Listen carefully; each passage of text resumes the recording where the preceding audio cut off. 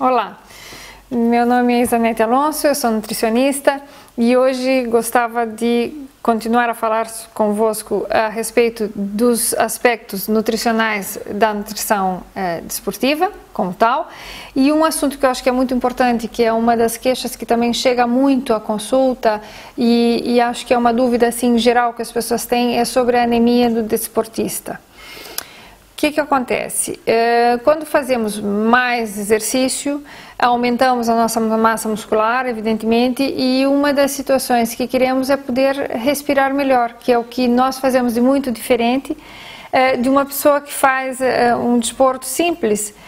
Para quando passamos de um nível a querer competir e estar num nível um pouquinho mais exigente, precisamos respirar mais, respirar melhor. E esse é um dos grandes tópicos de porque as pessoas tratam e fazem doping, etc, justamente por essa questão. Isso faz com que se tenha uma maior capacidade respiratória, evidentemente que eu vou ter mais chance de poder funcionar melhor, de que eu faça com que o meu corpo desempenhe melhor.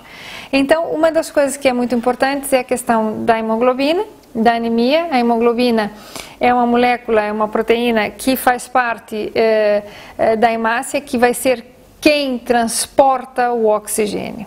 E isso aqui é uma situação muito importante, porque é quem vai levar o oxigênio para todas as células do corpo para poder desempenhar a nossa atividade. Então, vale a pena entender aqui que nós precisamos do ferro para muitas funções corporais.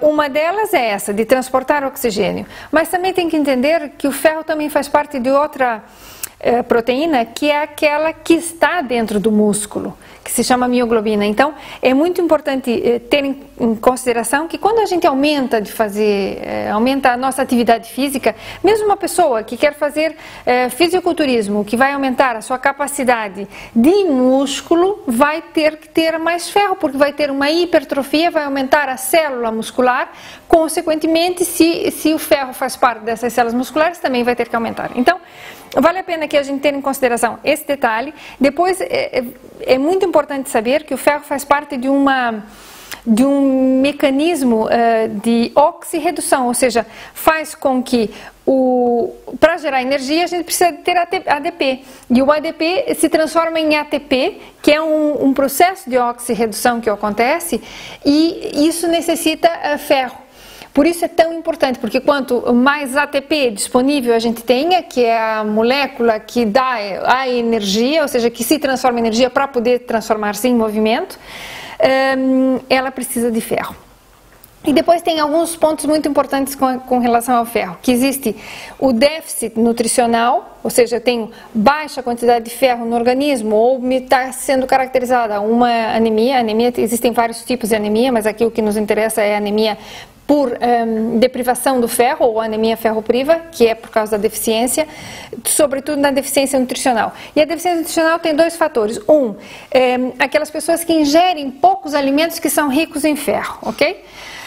E dois, que é muito importante, é a absorção reduzida em ferro. E aqui eu acho que é mais importante a gente falar um bocadinho, porque são aquelas pessoas que fazem uma refeição onde tem na mesma refeição elementos que competem por serem absorvidos a nível intestinal.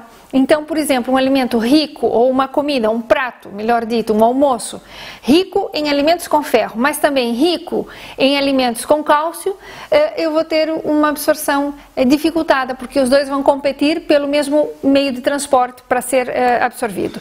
E outra situação que é muito comum, cada vez mais as pessoas tratam de fazer uma alimentação mais, vamos dizer, mais natural, com alimentos cada vez mais orgânicos e mais ricos em fibra e etc.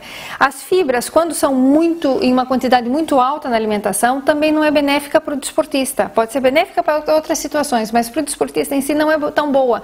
Por quê? Porque ela é muito rica também em fitatos. Esses fitatos são alguns elementos que se colam também com o ferro, se pegam e não são absorvidos. E depois, em último momento, é a questão do café. quando a gente termina uma refeição, normalmente queremos fazer o fecho com um cafezinho, que em Portugal e todos os países latinos consomem sempre o cafezinho depois da refeição. Esse café depois da refeição é contraproducente totalmente para o desportista.